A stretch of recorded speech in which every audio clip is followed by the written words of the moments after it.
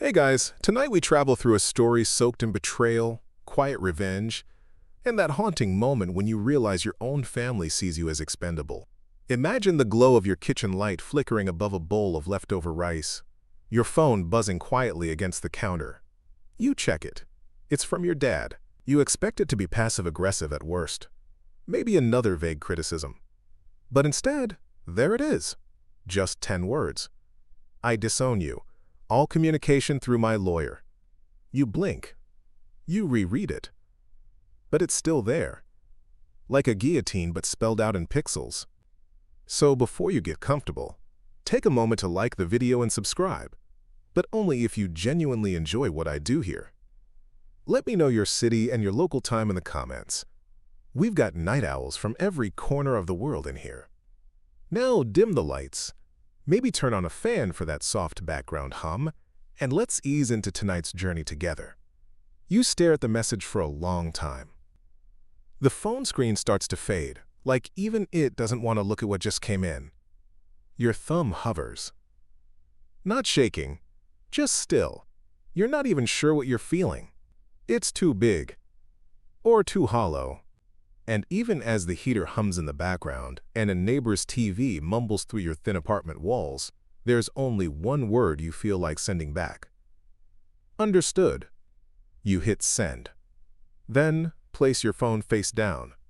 Somewhere in the world, someone's feeding their cat or finishing a crossword. And somewhere else, a Roman senator is getting stabbed on the Ides of March.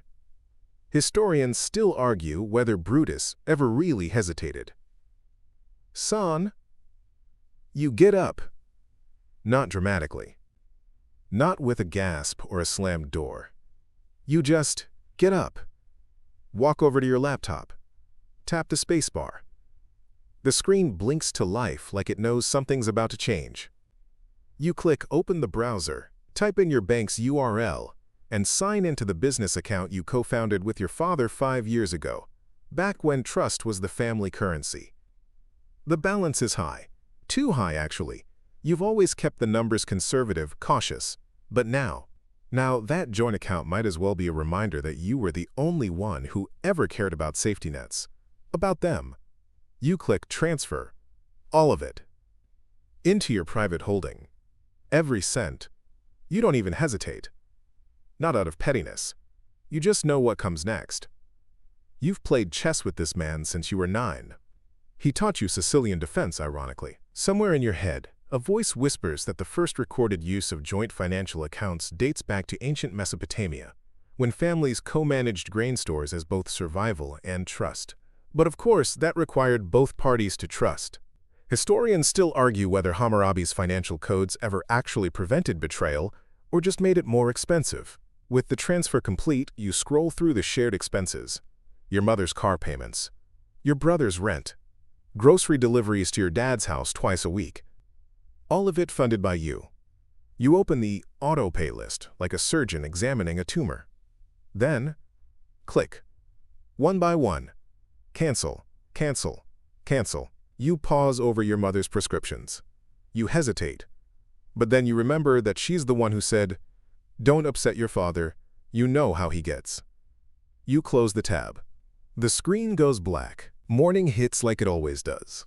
Grayish light through the blinds. A cup of coffee that tastes more like routine than caffeine. You sip it slowly, watching steam curl from the mug like smoke signals from some ancient warning fire. There's no rush today, no urgent email, no calendar full of family logistics. Just silence. You glance at your phone. Nothing yet. No response to your reply. Understood. Just the digital quiet of someone who thinks they've won. Or someone who hasn't realized what game they're losing. By noon, the first ping lands. Your uncle, the one who never calls unless someone's dead or hosting a barbecue, sends a cryptic text. What's going on with your dad? He's not answering anyone. You ignore it. But by mid-afternoon, the texts begin stacking. One from your cousin, another from your mother. The tone starts as concerned, then shifts.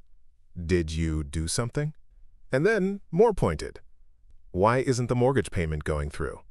Funny thing, Historians still argue whether Julius Caesar's crossing of the Rubicon was calculated genius or hot-headed impulse.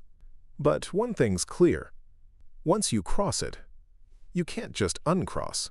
That red line stays. You go for a walk, earbuds in, letting yourself get lost in a podcast about failed dynasties. Somewhere between the House of Romanov and the Medici collapse, you smirk. There's something tragically poetic about family power structures that implode because of money, pride, and someone's inability to say, "I was wrong." A squirrel darts past your feet. You don't flinch. You've seen bigger creatures come for your throat, with your last name no less. By dinner, your appetite's vanished. The texts now read more like warnings. "Dad's furious. What are you doing? You need to fix this." You delete the messages. You eat toast for dinner. You sleep like a baby. The next day, you wake to a voicemail from your mom. Her voice, once the calm in the storm, now trembles like she's standing in the middle of it. "Honey, I don't know what's happening, but your dad is yelling at the bank and your aunt called me in tears. The utilities got shut off at Grandma's. She thinks you forgot to pay, but I know you were helping her with that. What's going on? Call me, please." You listen twice. Then 3 times. Not for information, but for tone. Because tone never lies, even when people do. It's strange how humans built entire civilizations on the illusion of control. Ancient Egypt managed 3,000 years of dynasties, and they still couldn't prevent sibling betrayals and internal collapse. Historians still argue whether Queen Hatshepsut's stepson erased her legacy out of spite or ambition. Either way, the chisel marks don't lie. You sit on the edge of your bed, scrolling through your banking app again. All zeros now. You didn't spend it. You just moved it. Took it back from the joint account you built, brick by brick. Revenue, invoices, client calls. 70-hour weeks that nobody thanked you for. Unless you count the time your dad said, "You owe me. I started all this." You breathe in, then out. The dog looks up from her spot on the floor, sensing something, tail-tapping once. You nod at her. She's the only one who's never asked you for anything except belly rubs and food. The phone buzzes again, this time your cousin. Uncle's flipping out, says the company's bankrupt. You need to talk to him. You toss the phone across the bed. Let it vibrate in the silence. And you say aloud, just for yourself, "Good." The panic doesn't hit until day 3. You're mid-sip of lukewarm coffee when it begins, like distant drums rumbling closer. At 8:12 a.m., your phone lights up like a pinball machine having a nervous breakdown. 34 missed calls, 15 texts, 4 voicemails, all from different people, but they might as well be one long scream. Your mom's latest message just reads, "What have you done? The whole family is falling apart." You set your mug down and walk to the window. Outside, a squirrel's tearing into a trash bag with Olympic-level determination. You nod in respect. Even rodents understand survival. The texts keep coming. "This is unforgivable. Why are you doing this to us? Call me back, please." Your grandma is crying. You close the blinds.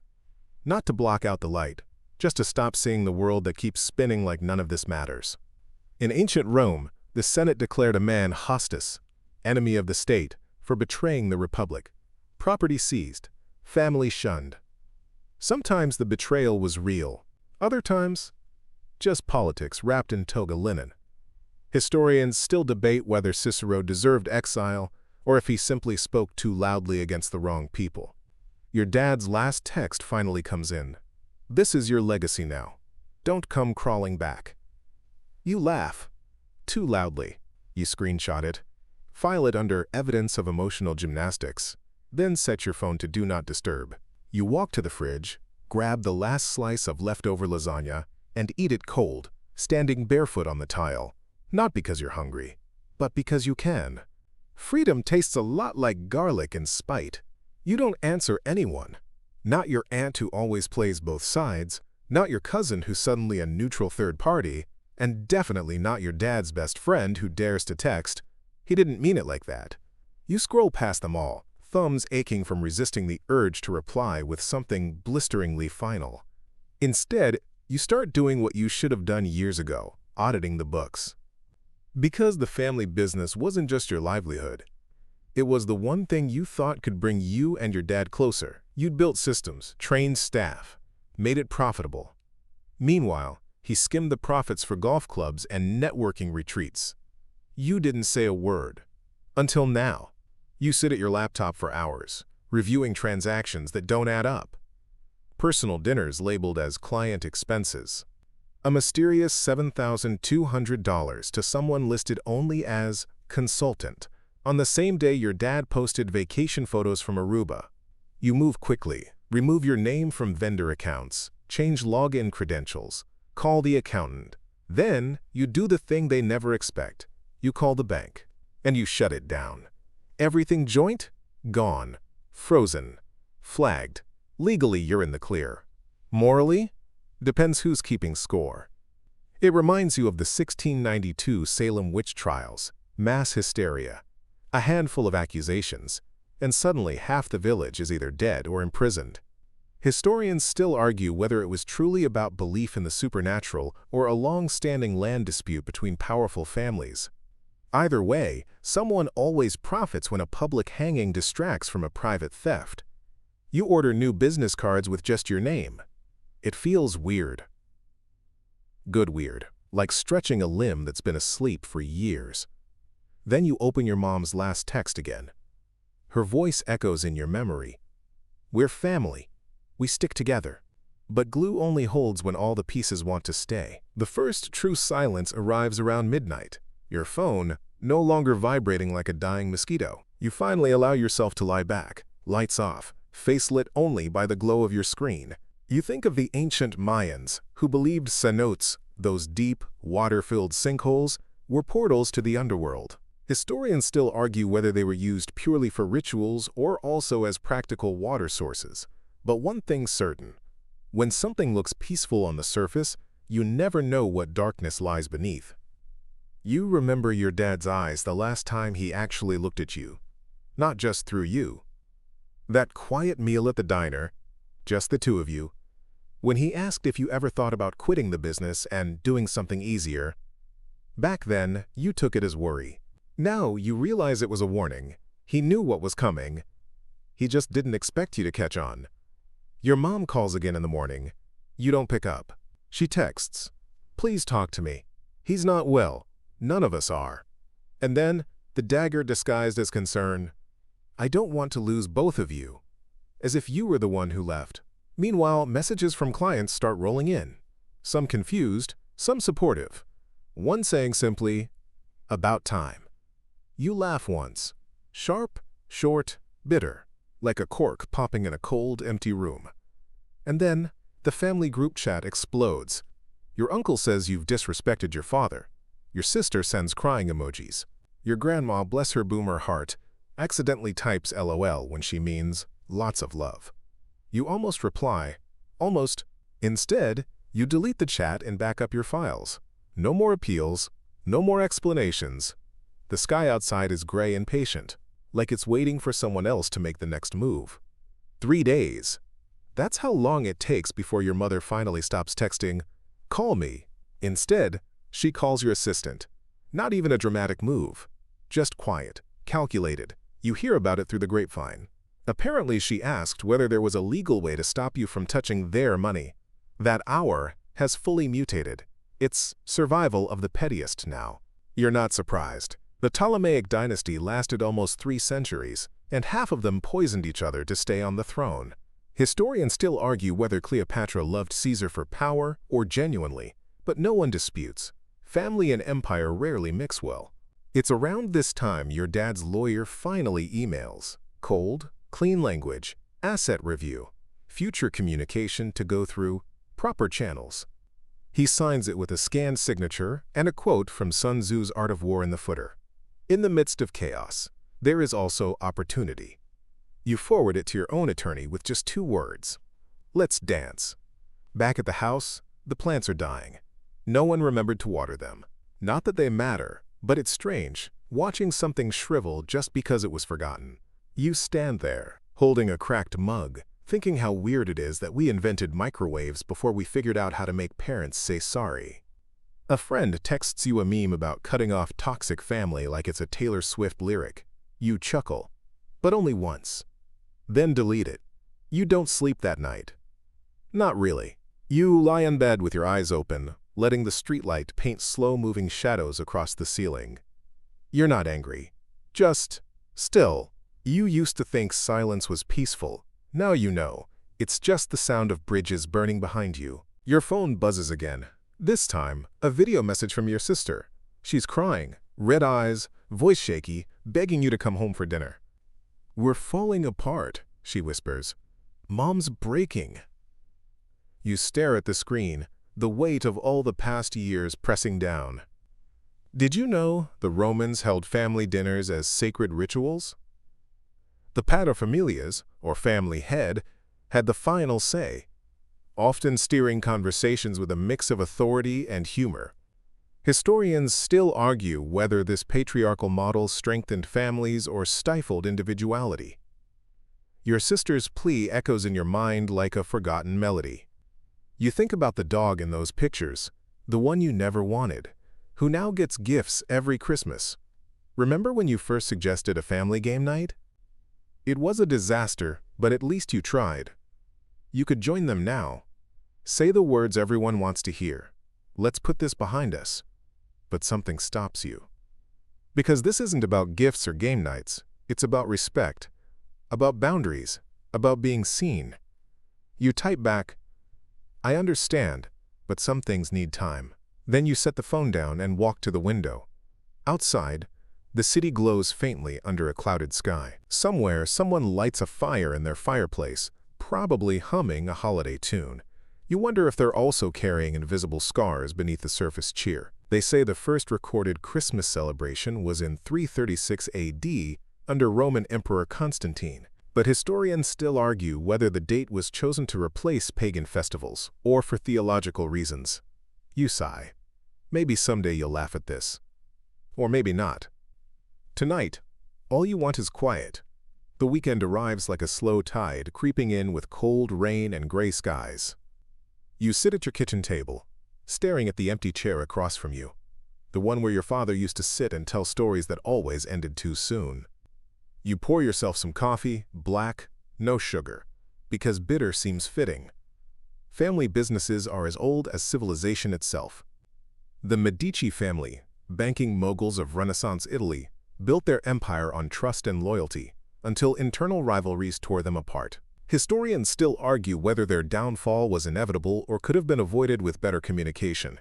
You check the joint business account one last time. Zero balance. You pulled every penny, and then some, moving funds into your own account. Your lawyer called it a, quote, preemptive safeguard. You call it not getting played again. The quiet hum of the refrigerator feels louder than usual. Your phone vibrates. 34 missed calls, 15 texts, all from your mother. The panic is palpable through the screen. You don't respond. Instead, you record a voice note, spend time with your real support system. It's not cruel, it's necessary. Sometimes love means setting boundaries so strong they feel like walls. Remember that bizarre medieval practice of trial by ordeal?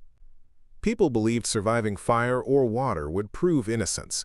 We don't do that anymore, but emotional trials can burn just as deep. You sit back, staring at the ceiling, imagining the family dinner you'll never attend, the laughter you'll never hear, the apologies you'll never get. You whisper to yourself, "This is survival."